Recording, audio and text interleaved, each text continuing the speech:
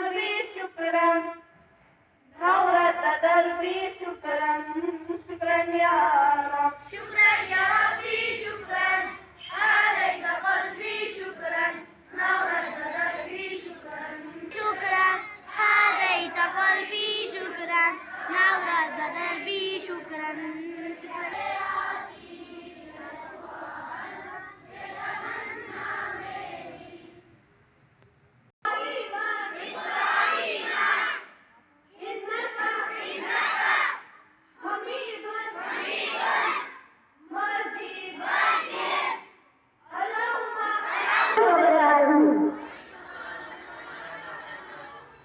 I begin in the name of Allah, and I begin with Allah's blessing to do good work, whose name is best among all names. All verbal phrases, monetary, devotion, physical worship are Allah.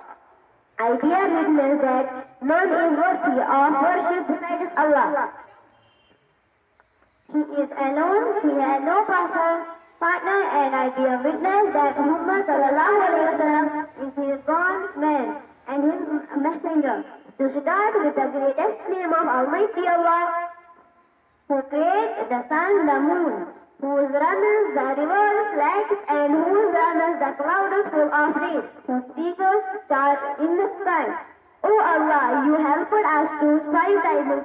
We ask you to protect us against the evils and crimes. With the great respect and profound regard, respected chairman, sir, principal and vice principal, sir, hardworking teachers, and my dear schoolmates, we wholeheartedly welcome you all in this beautiful morning this morning. All are aware that we start our event and ocean with the recitation of Holy Quran Pak. So for this my call goes to Zaid Khan and Mohsin أعوذ بالله من الشيطان الرجيم بسم الله الرحمن الرحيم تبت يدا أبي لهب وتب ما أغنى عنه ماله وما كسب سيصلى نارا ذات لهب وامرأته حمالة الحطب في جيدها حبل من مسد. شروع کرتا ہوں اللہ کے نام سے جو بڑا مہربان نہایت رحم کرنے والا ہے. ابو لہب کے دونوں ہاتھ ٹوٹ جائے اور وہ تباہ ہو جائے. اس نے ہمارے حبیب پر ہاتھ اٹھانے کی کوشش کی ہے. اسے اس کی موروثی مال کچھ فائدہ نہ پہنچایا اور نہ ہی اس کی کمائی نے. عنقریب وہ شہدوری والی آگ میں جا پڑے گا اور اس کی خبیث عورت بھی جو کانٹے دار لکڑیوں کا بوجھ سر پر اٹھا پھرتی ہے. اس کی گردن میں کھجور کی چال کا وہی راستہ ہوگا جس سے کانٹوں کا گٹھا باندھتی ہے. عورتوں کے لیے پردہ ہونا چاہیے. عورتوں کے لیے پردہ ہونا ساری جان سے سنے گا. اس کے بعد میں نے اس کے دل میں ایک خواہش تھی. اللہ تعالیٰ چونکہ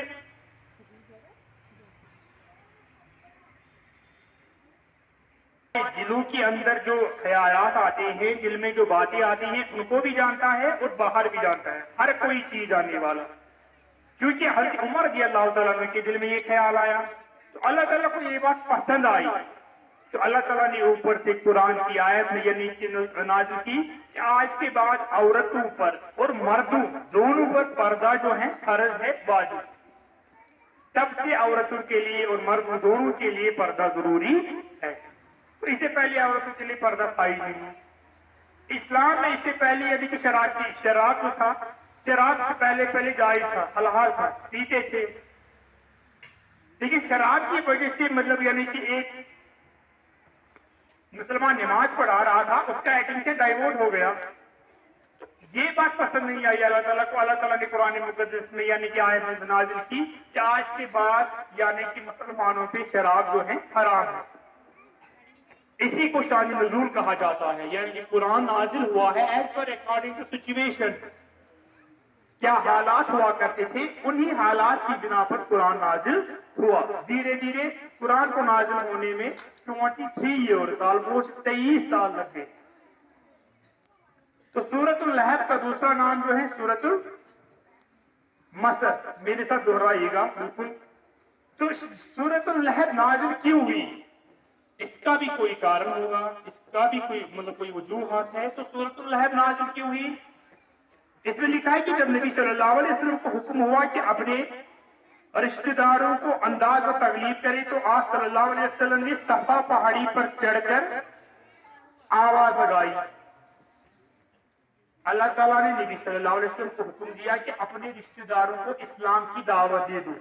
तो नबी सल्लल्लाहु अलैहि वसल्लम ने सारे रिश्तेदारों को, हमसायों को बुलाया और सफा एक पहाड़ी है, ये आज भी मौजूद है। तो वहां उस पहाड़ी पर चढ़ गए और उसके बाद आवाज लगाई।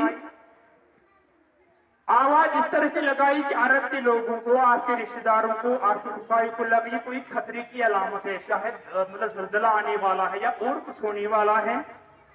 चुनांचे इस आवाज पर सारे लोग इकट्ठा हो गए और आप सल्लल्लाहु अलैहि वसल्लम ने फरमाया, अगर मैं खबर कर दूं कि इस पहाड़ की पुष्ट पर एक घुड़सवार लश्कर है जो तुम पर हमलावर हो जाता है, तो तुम मेरी तस्दीक करोगे। उन्होंने कहा क्यों नहीं। तो नबी सल्लल्लाहु अलैहि वसल्लम ने कहा सारे लोगों को सफा की पहाड़ी पर चढ़कर कहा, अगर मैं आपको कहूंगा कि आप पर कोई घुड़सवार यानी कि घोड़ों का लश्कर जो है वो आप पर हमला करने वाला है, क्या आप ये मानते हो। उन्होंने तस्दीक की, उन्होंने कहा जी हाँ बिल्कुल हम मानते हैं। सारे लोग जो इकट्ठा हुए थे वहां पे, जो जमा हुए थे वहां पे, आर यू गेटिंग मी, आप समझ रहे हो। उसके बाद नबी सल्लल्लाहु अलैहि वसल्लम ने फरमाया, मैं आपको एक बड़े अजाब से डराने आया हूं, अगर तुम कुफर व शिरक में मुब्तला रहे। तो नबी सल्लल्लाहु अलैहि वसल्लम ने कहा कि मैं आपको एक अजाब से डराने आया हूं, आप यानी कि कुफर और शिरक से दूर रहना, इनमें मुब्तला नहीं रहना, अपने आप को कुफर और शिरक से दूर रखना। शिरक जो है सबसे बड़ा गुनाह है, हर एक गुनाह की माफी है, शिरक की माफी नहीं है। तो नबी सल्लल्लाहु अलैहि वसल्लम ने, अब जो लोग जमा हुए थे, आज सल्लल्लाहु अलैहि वसल्लम सफा की पहाड़ी पर थे, ऊंचे मुकाम पर थे और बाकी लोग इर्द गिर्द थे, और इनको बताया कि कुफर और शिरक से अपने आप को दूर रखना। यही ऐलान किया, यही लोगों को बताया। जब नबी सल्लल्लाहु अलैहि वसल्लम ने ये बताया, ये सुनकर अबू लहब कौन थे,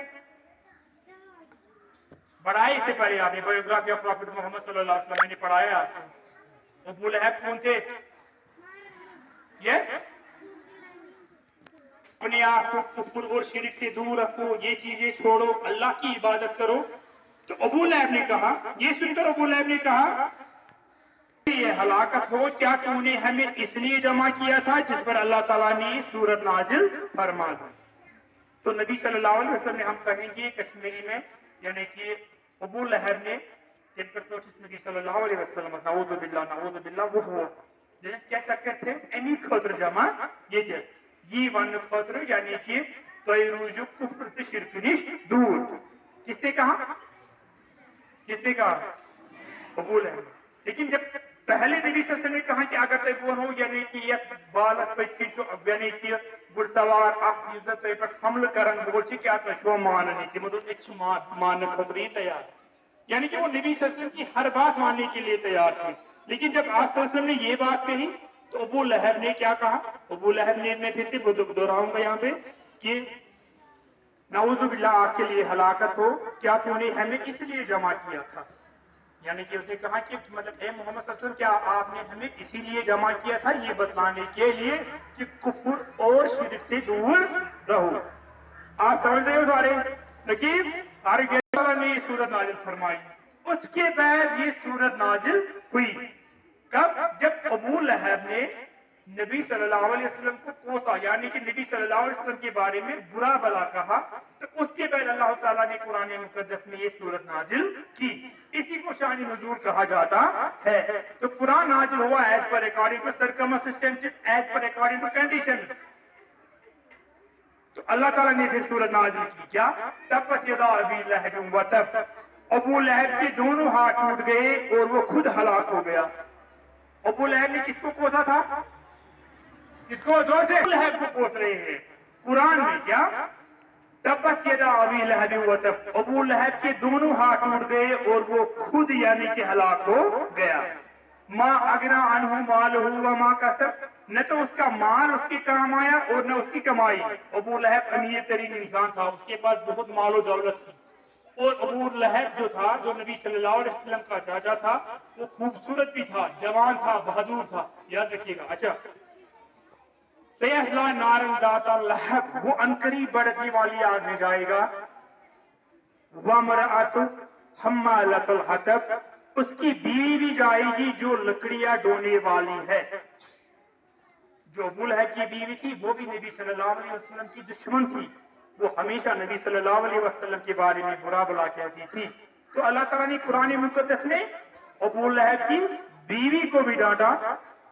اور اس کے بعد فی جیدہا حبل من مسد, اس کی گردن میں پوست کھجور کی بٹی ہوئی رسی ہوگی. کس کی گردن میں؟ ابو لہب کی بیوی. کیا ہوگی؟ پوست کھجور کی بٹی ہوئی رسی ہوگی. یہ میں نے خالی ٹرانسلیشن کی, میں نے ابھی مطلب اس کو تفسیر نہیں بتائی اس کی, میں نے میننگ بتائی, آیت کی میننگ بتائی کہ اللہ تعالیٰ نے پھر کس طرح سے ابو لہب کو قرآن مقدس میں وعید یعنی کہ فرمائی. اب اس کی میننگ میں اگر آپ اس کو مطلب یعنی کہ تفسیر کر کے میں بتاؤں گا تو سب سے پہلی آیت جو ہے تبت یدا ابی لہب